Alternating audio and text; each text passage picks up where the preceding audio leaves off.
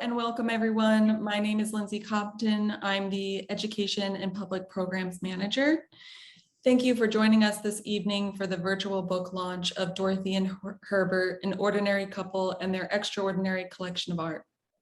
I'm happy to say that this book was accepted into the original art exhibit, an annual exhibit which showcases illustrations from the year's best children's books. And it will be on display starting October 27th at the Society of Illustrators. So if you're local to New York or if you're planning a visit, we are open. And I will put more information about our hours, our exhibits, events coming up in the chat a little later on. If you have any questions during the program, you can also put that in the chat as well. And we have reserved a little bit of time at the end to answer a few of those.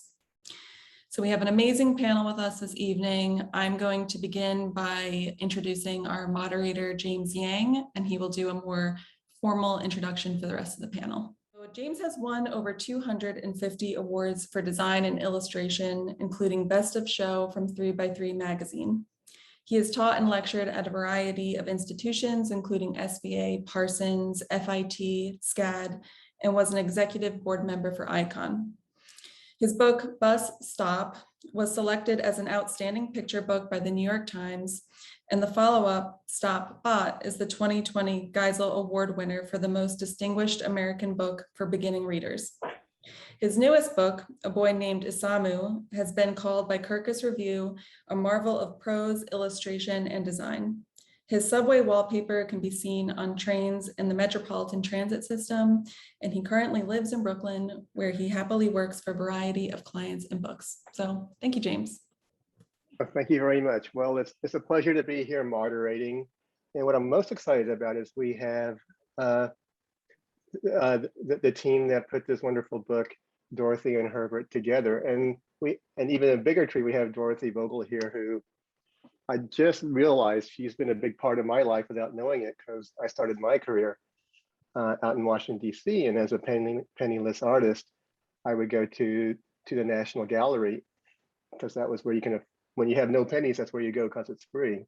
And I would just sit there and look at modern art because that was my thing. And, you know, after reading this book, I realized, oh my gosh, I've probably seen Dorothy's collection all these years over and over and never knew about it. So this is a thrill.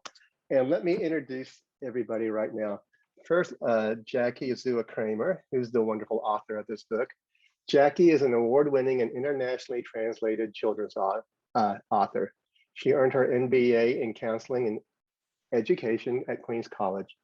She is a member of the Bank Street Writers Club and Las Musas.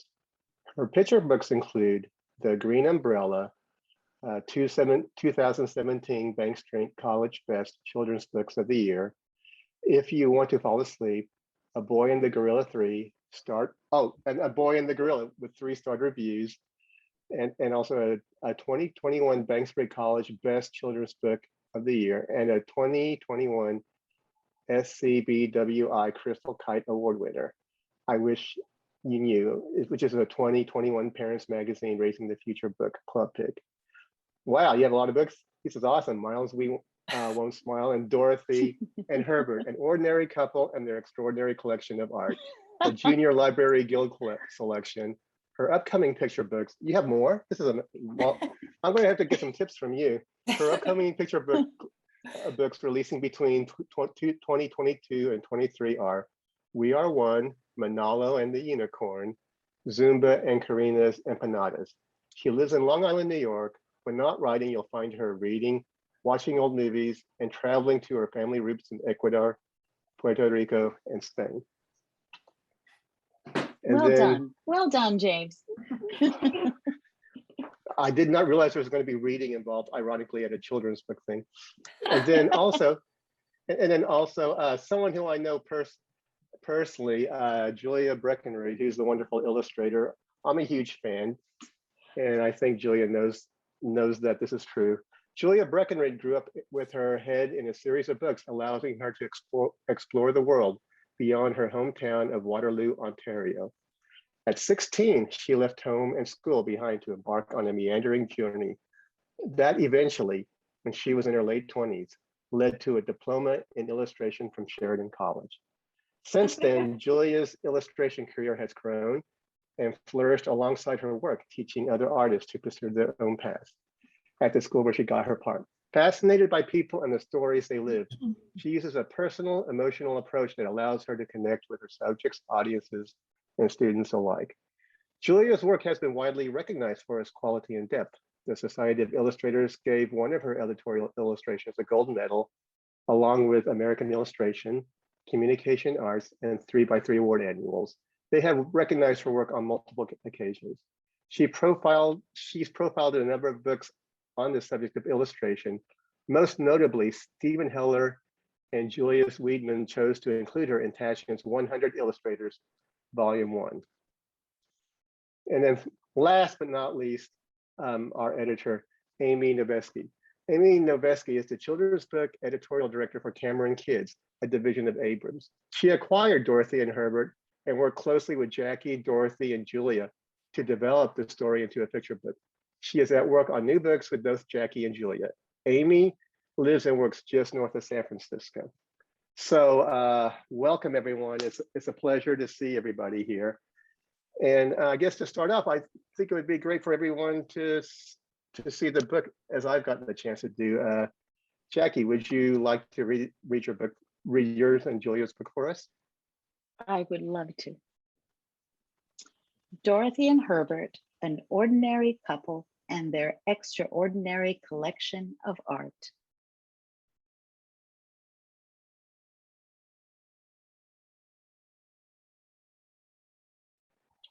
Dorothy and Herbert lived for art. At a noisy New York City post office, Herbert hand-sorted the last of the mail. He grabbed his drawing pad and dashed to catch a subway downtown. At the quiet Brooklyn Public Library, Dorothy put away large reference books. She checked her bag for her sketchbook and hurried to catch a subway uptown. Dorothy and Herbert Vogel didn't want to be late for their painting class. Inspired by abstract expressionism, they loved the freedom of the brushstrokes, the looseness of the lines, and the playful patterns. As a newly married couple, they honeymooned at the National Gallery of Art, spending days gazing at masterpieces. And when there was a new museum exhibit or gallery show in town, Dorothy and Herbert were always there, hand in hand. Art filled them with wonder. In New York City in the 1960s, artist studios had begun to pop up in the Soho neighborhood, crowded with street and performance art. Art was everywhere, and so were Dorothy and Herbert.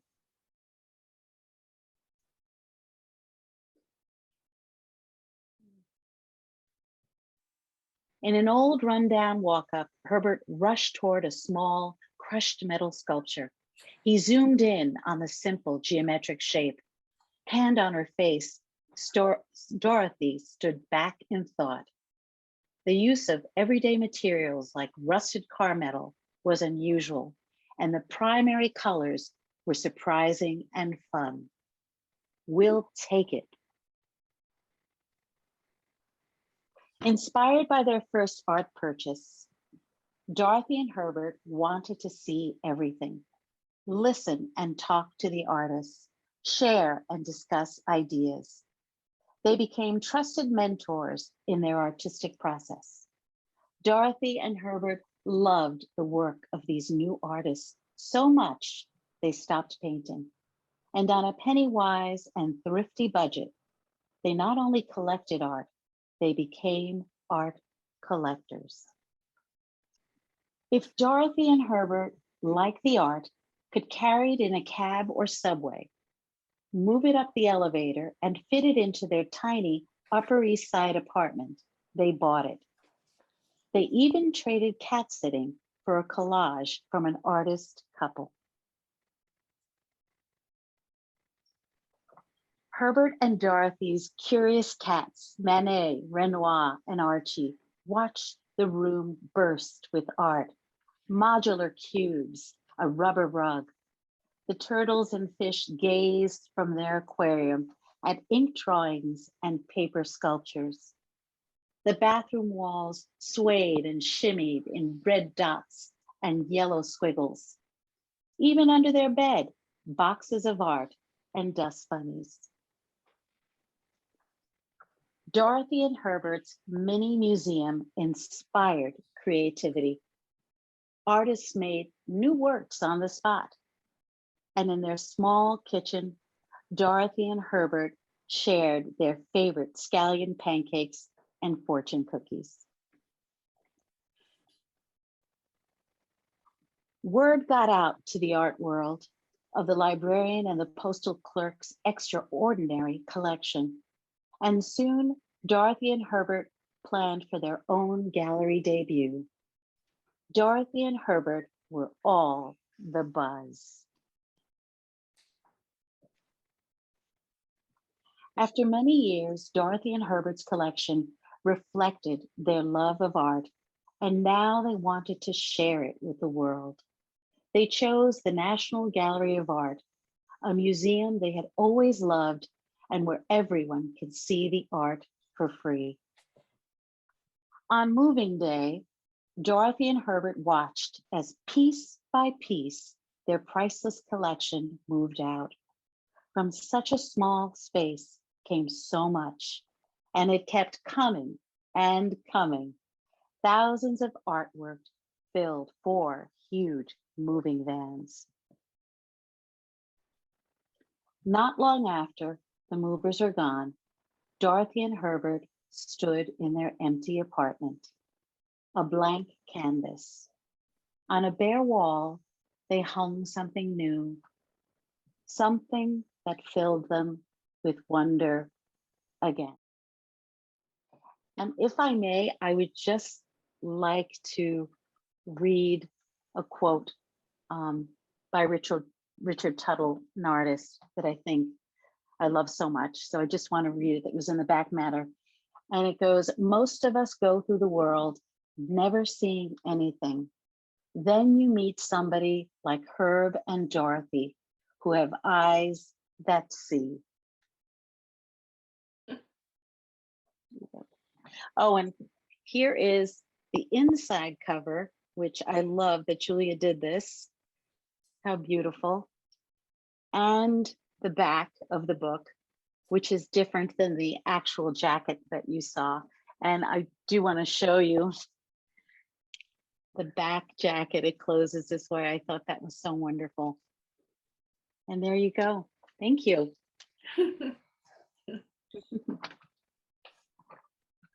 Well, you know, one of the first questions I have actually, and I thought I let the rest of you sort of go off of it, is I understand, Jackie and Amy, that this is not the original story that was submitted and it morphed into something else. Would you guys mind talking about that? Well, I'll start off, Amy, and you can jump in whenever you want. So the story, so I'm a real documentaries fan, and I stumbled upon the Herb and Dorothy documentary directed by Megumi Sasaki, and I became immediately enchanted, charmed, drawn into the story of Dorothy and Herbert Vogel. These two people who had no formal education in art, who on the salary of a postal clerk and a librarian amassed this priceless collection of modern art in this small bedroom apartment. And among this incredible art, roaming around were these adorable cats and turtles. And Linda Bengelis, the artist who's in the documentary, said something that just stuck with me. She said, I could only imagine what it must be like for all these cats and turtles seeing this art coming in and out of the apartment. And I thought, oh, there's the story. So I wrote a fictional story from the perspective of a cat, Dot, and a turtle, Albert, and how they experienced art in this apartment. And then I included a small, just a little bit of back matter on Dorothy and Herbert Vogel and their story. And my agent sent it off to Miss Amy Novesky. And then I hear back, if I recall correctly, she said, "Oh, I really like the story. It's very sweet, but," there's the but, "I am so fascinated by your inspiration, the folks, Dorothy and Herbert Vogel, and would you be willing to write that story?" So Amy, I don't know if you want to add to that.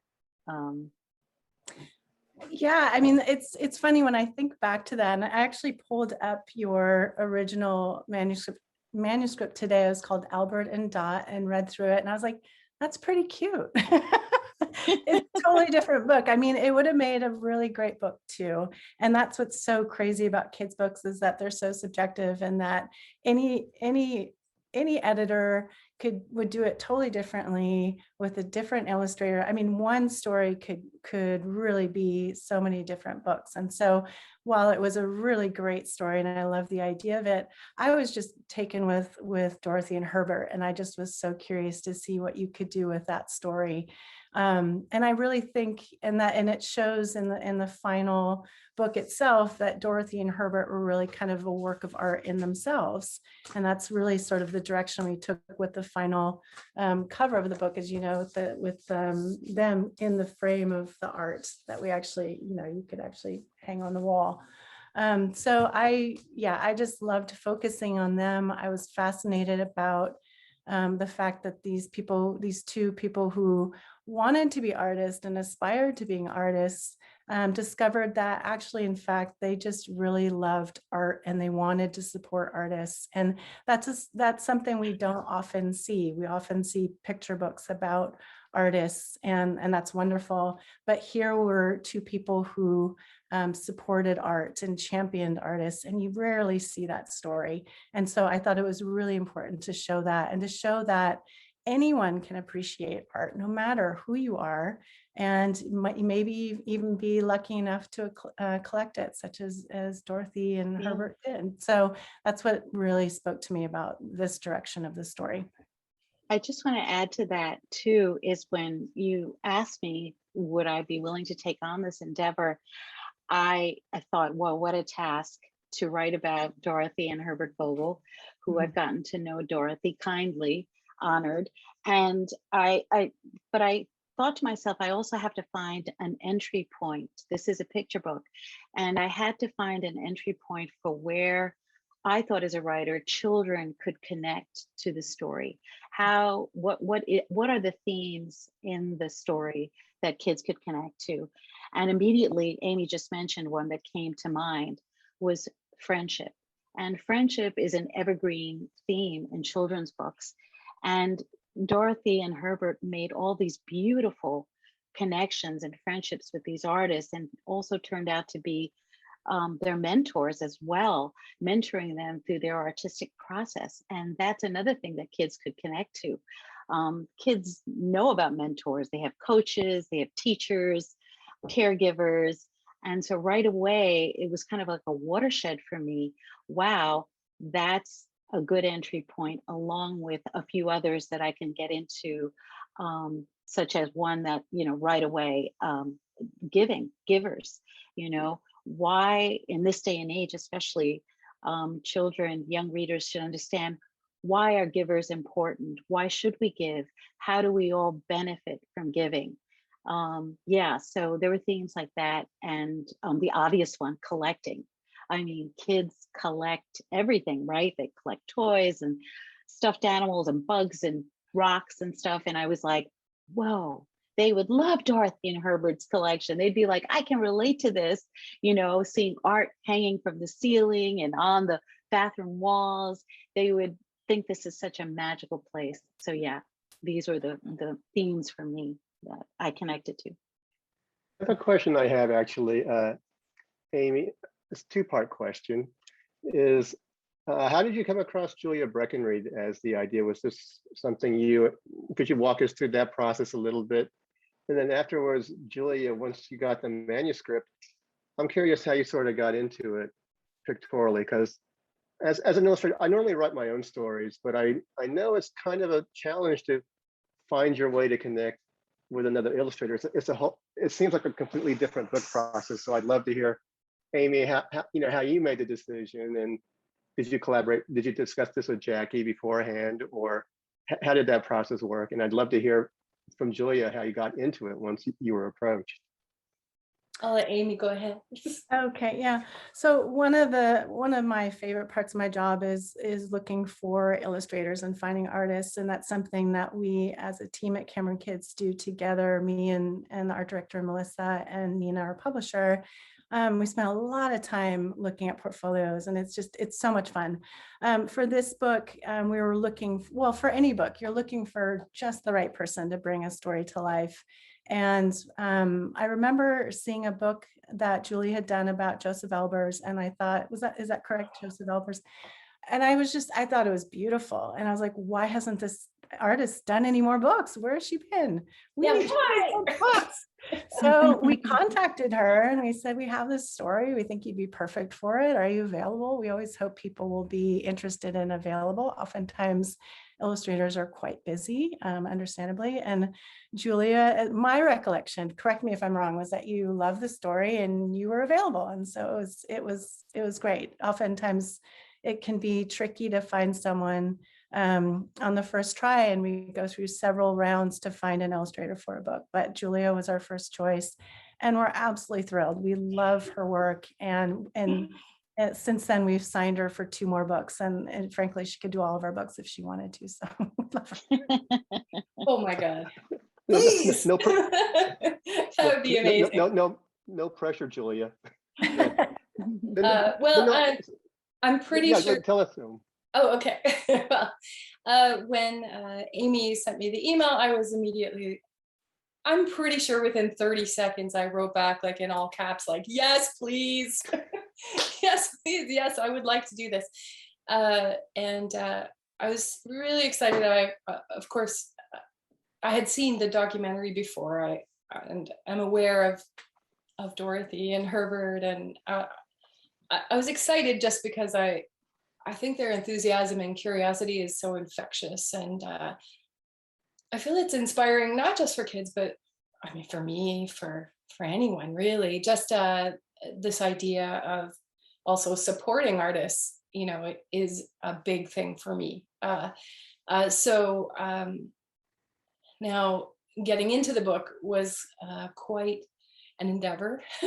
I went into about 1 million rabbit holes, just following old interviews and any old clips I could find, and any information and imagery that could come to me. I was just, dove in. I think the difficult thing was what to leave out. It was hard. It was really hard to say, well, what shouldn't be here? And I had a million ideas. I had a lot of different ideas, and thought upwards, backwards, sideways about all the different ways that things could be seen or shown or translated. And I think overall, what I was hoping to get across was I wanted to show Dorothy and Herbert's love for each other and love for art. Like I see them as a real romantic couple, and that can be something that is hard to translate maybe in kids' books, but I wanted that warmth to come across of they're both enthusiasm for each other, and how artists also sparked energy with them, and it became something that they pursued with everything that they had. And I loved that. So I really wanted that to come across.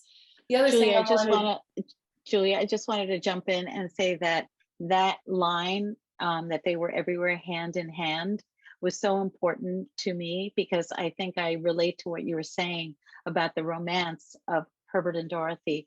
So it was so important that I had that line in there, hand in hand. They went to every exhibit and gallery show. So yeah. Yeah. And I think the other thing I really wanted to bring in were just like the artists that I was charged up about through reading and researching that time period, and New York, just trying to get a flavor and a feeling for time period, like just kind of starting off in the late 50s into the 60s, and then 70s, a tiny bit of 80s-ish, trying to like inject that in there. As I said, I had a lot of ideas and a lot of things got discarded. There's one funny thing that I think is very good that got discarded, and this is hilarious. And I don't know, I think this will make Amy laugh, but I think it's very funny that I put John Chamberlain in one of the scenes with cut off jean shorts, kind of sitting in a window. So, and it's like, I thought it was cool, thought it made sense, but it really was maybe a bit much. So that did not happen.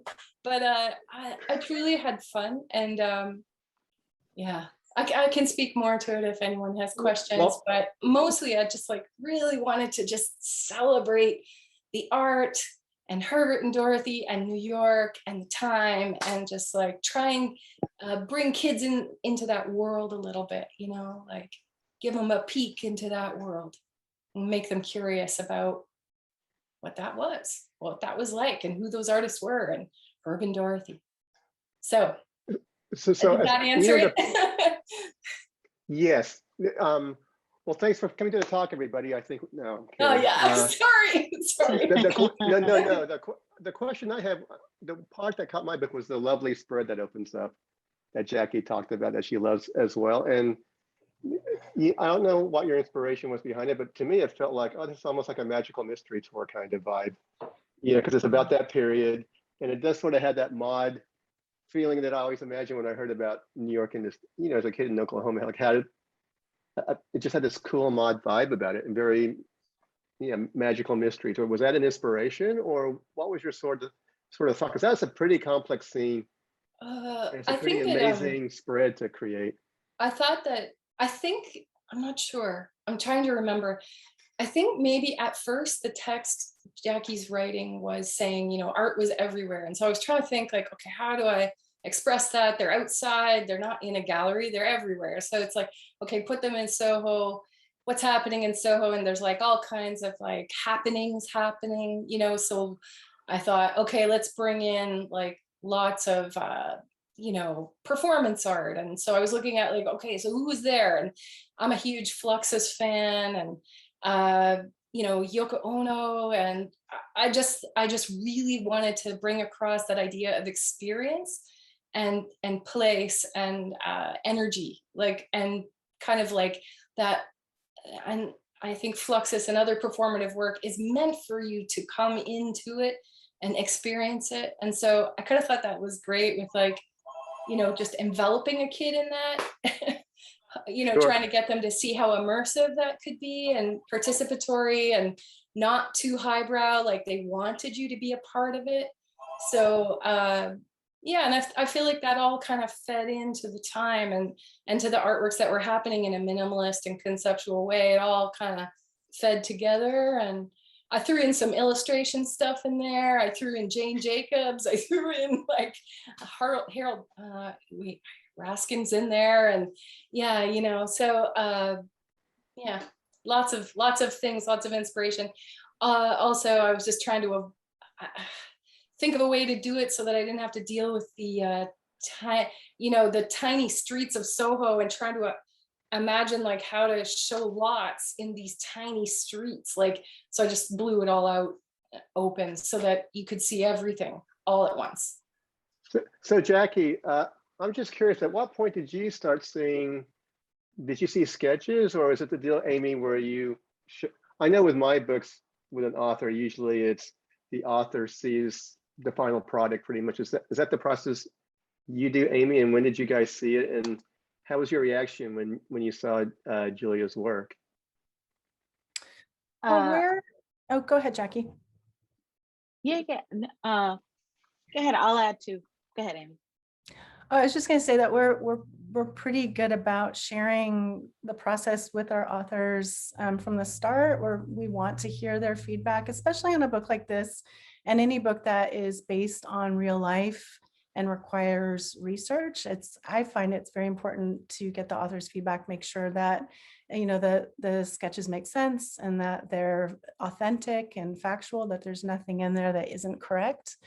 So we sent Jackie the sketches early on, and throughout the whole process, there was a lot of revision. There always is.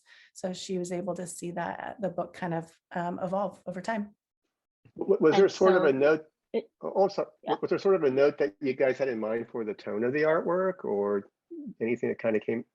You know what I mean? Like, was there a vibe where we just pretty much sort of letting Julia sort of take the driver wheel with that?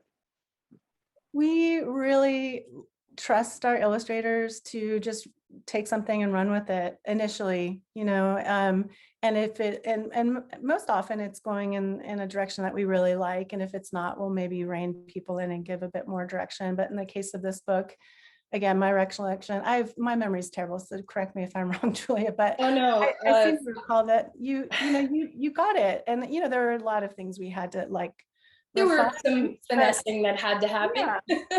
Yeah. That's true of any book, but this Yeah. was an ambitious project. I mean, that gatefold alone, you know, the amount of work and research that you put into this book is pretty phenomenal. And so, yeah, I think what's so wonderful about working with Julia is that she's not literal. She goes deep into her artwork, and that's what we always hope with an illustrator, to really think through the story deeply and to expand upon the story rather than just replicate it. And I think that's what makes Julia's artwork, and especially in this book, so amazing, is that the story just kind of blows up in her hands. So Yeah. Thanks. And I want to add to that, that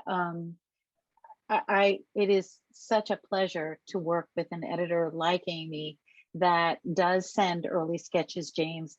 You know, it's to have that input, to be able to see it developing and to be able to, as the author, say, you know what, I was thinking this or that, and have that discussion process happen. I never directly spoke to Julia because I really do believe that she didn't watch and she wasn't hanging over my shoulder when I wrote the story.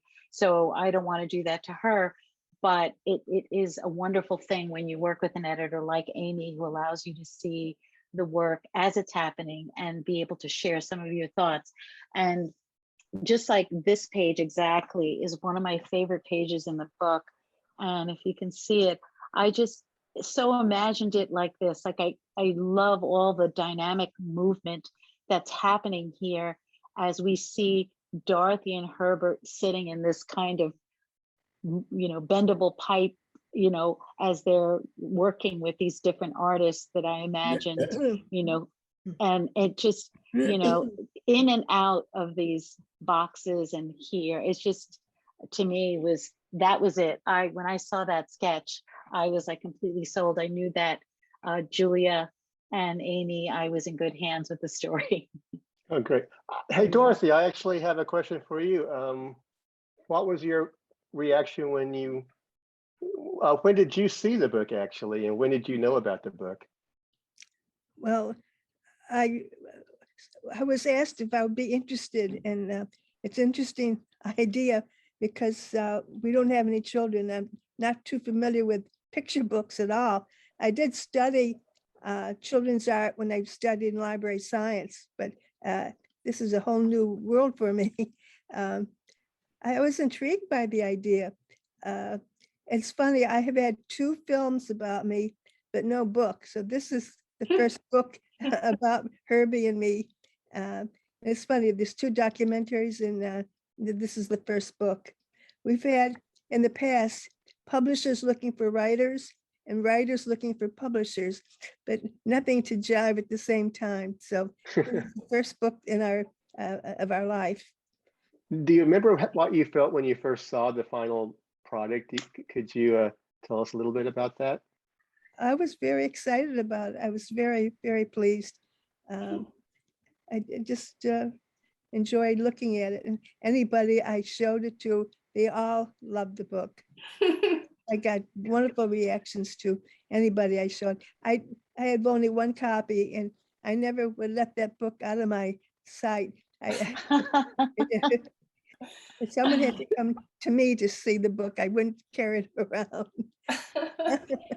I have to say that I worried about what you would think when you saw the book. I thought about it a lot while I was doing the book. And I thought, oh, how weird it must be to have somebody illustrate your life. Like how weird it must be to have Right. someone portraying You you at made different times. Herbie looked like Herbie. I think you made me look better than I am. No. Oh, no, I am, no, I am no. pleased, but Herbie looked exactly like that. And you Aw. were right Yep. in showing us holding hands. We did hold hands a lot. Yeah. That's So Dorothy, you sort of felt like this did kind of catch you and Herbie then when you saw the book. You definitely had that feeling. Yes, yes. Oh, that might be the best compliment for all three of you, if you ask me. Another question I had was, did you guys sort of discuss any of the art? I mean, there's an insane amount of research for the art Julia included in this book, I would imagine. And was this? I know that you guys probably looked through Dorothy's collection, the Vogel's collection, but was it something that you guys discussed to maybe drop something in or pull? Except, yeah, of course, the one instance. But was there any of that sort of discussion going on during the process? Well, discussion, not really. I mean, it seemed to be up to me to do what should be there. In the first spread, I feature a painting by Dorothy that she actually made, and some other things that kind of feel like the time, and sort of like what Herbie would have done when they were in more like abstract expressionism. And then, other than that, I absolutely went through just like the giant collection that they possessed at that time and looked at the artists, looked at the type of work they were doing. It's a real challenge because I couldn't, you're not, I don't want to copy someone's work. I can't copy a piece. The only piece that's directly copied in that whole book is Dorothy's. That's the only one. It's the only painting that I copied. I thought that would be all right. Oh, Julia, I thought the John Chamberlain piece, the crushed metal piece, was that was pretty authentic. No, it's the same. It's not the same as his. It's not. Okay. I changed everything. Like there might be, everything is inspired by the shaping of things or like the colors possibly that they might have used, but like I thought really hard about how to represent them without copying. It's a real challenge for sure. I painted hard edge, and I didn't see a hard edge painting of mine in it. Oh, you know what, Dorothy? There was one painting in the documentary that you unrolled or unfolded, and that's the one that I copied. So whether you did it or Herbert did it, I don't know. I think in that you want me to show it? Herbert's. It was all his. Oh, well, maybe it was Herbert's then. I don't know. Well, then that's the one I copied. Do you want me to show it? It's actually the big one there that's behind. He was very painterly and very abstract. I was very hard edge. Then that was definitely Herbert's that I copied. Yes, that was Herbert. Yeah. But yeah, I just tried to do certain things. Like I would get in every spread, there's like a little hint or clue at different artists. With Chuck Close, I tried to have fun by just putting his face huge like on the page so that when the kids turned the page, maybe it would scare them a little bit, Amy, do you approve of like scaring your children in books normally, or? Well, I was trying to replicate like how it feels when you come up to a piece of his in a gallery, when you turn the corner, like that kind of overwhelming, thing. And so many kids never get to go to a gallery or a museum. Oh, it was perfect. No, of course it was. I thought it was a perfect idea. Like, so that was like a good on you. Little things throughout just to kind of hint at their work. I actually had to get permission from a lot of different areas, different people. It was a big process to like deal with that. Did you get that clearance, or Amy, did the publisher sort of do that, or did you both kind of divide to make sure that you had proper permission to copy things? That was my department. It's actually in most publishing contracts that that's the illustrator's responsibility, like not to infringe on copyright. So that was all me. That was all me. I had to keep them up on what was going on. It got kind of tight near the end, like with waiting for permission for things. Like, not to say I regret it, but I kind of regret putting Andy Warhol in there. Like, he's this big. He's this big. Yeah. But, Oh, yeah. I had to wait a long time for permission for that. So, like, But you know, anyway. Juliet, it's the thing with permissions too. It was the same reason, and I'm so glad that. And I tried even before Amy had asked me to, but it was so important that Dorothy, that we get you on board. And I was so excited through Molly Donovan, the curator of contemporary art at. So shout out to Molly Donovan at and the National Gallery of Art in DC, who put me in touch with Dorothy. And Dorothy was so sweet, giving us little notes about, you know, what was really going on, what was happening in terms of my text to be as close and accurate. Again, it wasn't an autobiography or biography, it was a picture book, but I still wanted to have Dorothy's input and her flavor. And I was so glad that she was willing to share that with us. So that was very cool. And I have one question that's been torturing me, and I'm so excited, Dorothy. I have to ask you this question. You and Herbert collected about 4,800 pieces. Is that correct? I don't know That'd the be- exact number, but it was a lot. No, Amazing. you know, I researched and they said 4,800. But Is it true that you kept all of that in your one-bedroom apartment? Like, yeah, I was but trying to not wrap all my at the same time, because they took a lot of Oh. work away, and then we had space and we got more. So okay. they were in the apartment, but not at the same time. And as the cats, we had a lot of cats, but not all at the same time. But we did have around 5 at one time, but not, I don't think we had 8 at one time. We did You have know a what? lot That of was Turtles and fish. that was turtles, keeping there my were a wife lot. and I up at. That was keeping me up at nights. I would like A lot bug of fish ask too. my wife, like, where did they put 4,800 pieces? It says right here. But that's amazing. And did you always have an interest in modernism, or was that something that just because since you were in New York City, it was just part of the vibe? I think Like, that how we did- liked all kinds of art, but that's the seemed only like kind it. of art you can buy is what's being done now. So that's what we collected. I mean, I'd love to have an impressionist Monet or something like that, but they're not within the price range. Yeah, because if I could say, I mean, you know, I'm amazed at the quality of the collection. You know, that's the crazy part. So I'm sure most of us in the audience also just love this story.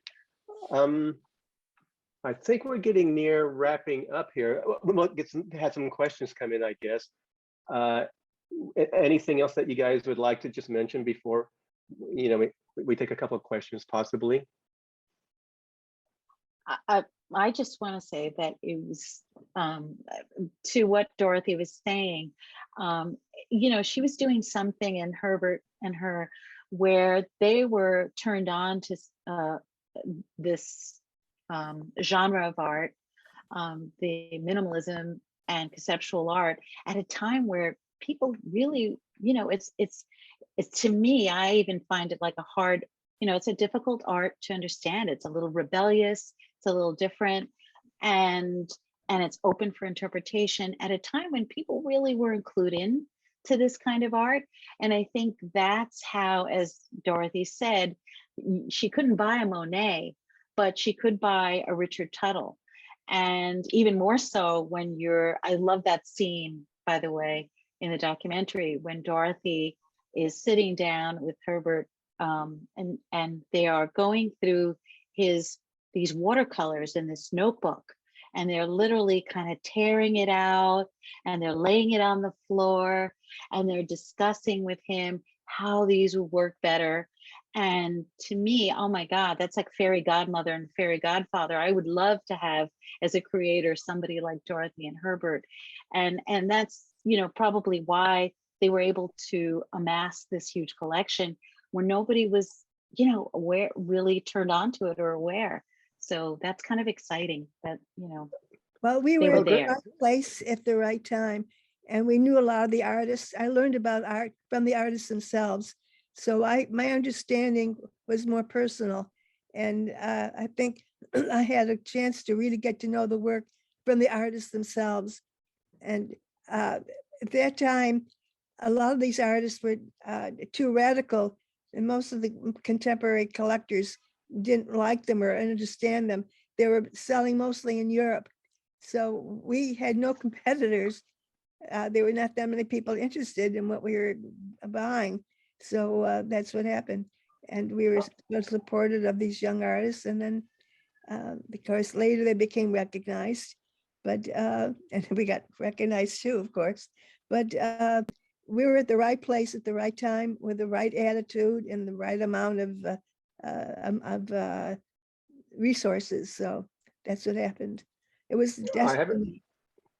Wow. I have to have a question, which is a great question. This is for Dorothy. And I have zero surprise the first questions for you, by the way.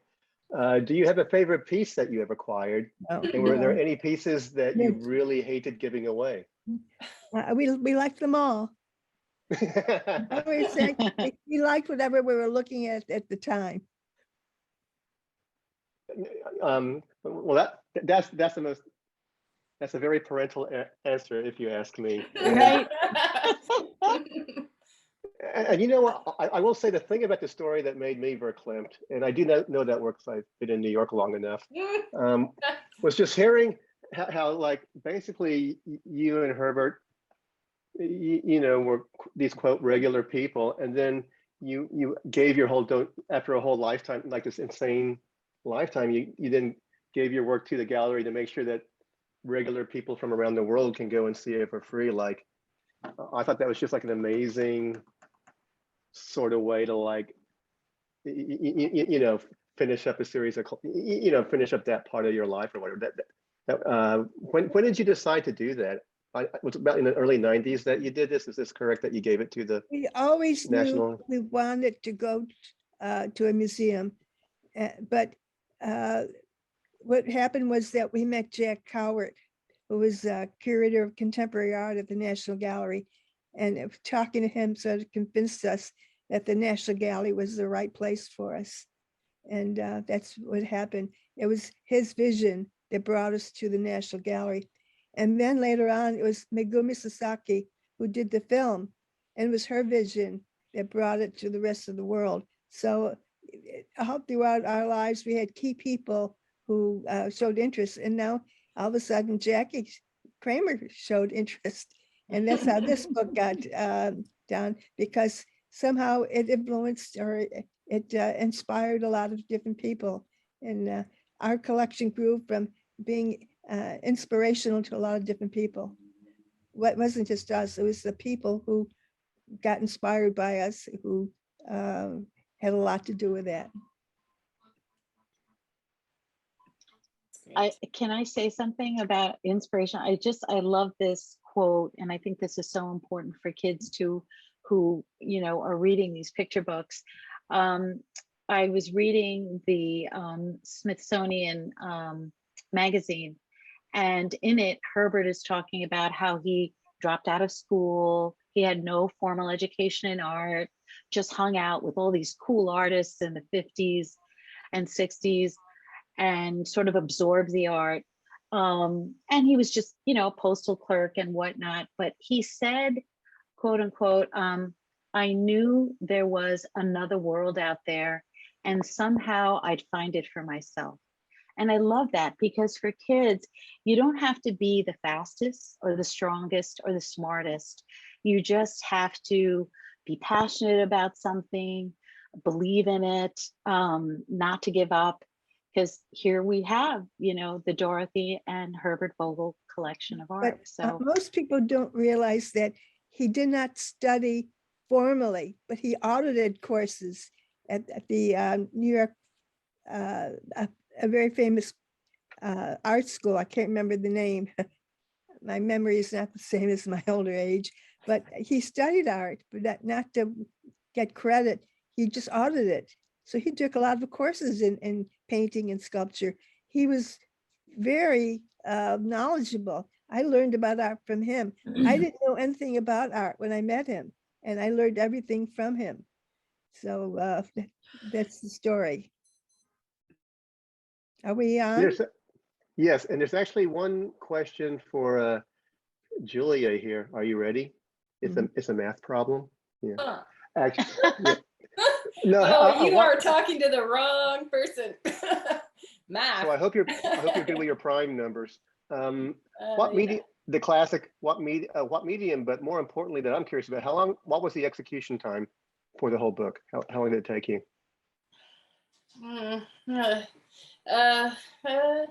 Well, I needed extra time, that's for sure. It was a hard, it's a hard thing to describe. Few things were happening, pandemic, working slow, like through mud, and like, you know, other things in the world happening. So I gotta tell you, I don't know. I felt like it took me from, it took months. It actually took me months, like between sketches and getting to the finals. Like I think I started the finals in July, and then maybe I was totally finished around Christmas or just after Christmas. Like it took a while. It took me a while to do it. Like, and this is 16 spreads? No, it was more than 16 spreads. Am I yeah, correct? Amy, yeah. how many spreads was it? Yeah. Something like Was that. it a 40-page book? God, that's a good 40. question. I think it is a 40-page book. 40, yeah. It's a that 40-page sounds about right. book, yeah. Yeah. So Oh, a okay, little bit okay. longer than we usually do. Most of our books are 32. So yeah, Julie had a lot of work to do. But you know, it's all good. It's all good. It was fun. Like I had a lot of fun, and I was so excited to get to do a kid's book. So excited. Like it is my thing. I am so excited to do it. So I'm so delighted that Amy asked. And Melissa, our art director, is saying actually it was 44 pages. So so I don't know, I'm just delighted to get the chance to do it. And it was such a great story. I mean, what content? I couldn't ask for a better project. Like, so I just want to say exciting. I'm very happy about it. It's well done. And I'm really thrilled about it. Everybody did a great job. And Yeah. I'm very, very happy with it. I'm so glad. That makes me so happy to hear, Dorothy. That's so great. Yes. I'm delighted. Yes. Well, to me, I it hope sounds that like all answered the three of you question. got a Did someone passing ask grade. about media? Yeah, just what medium you used.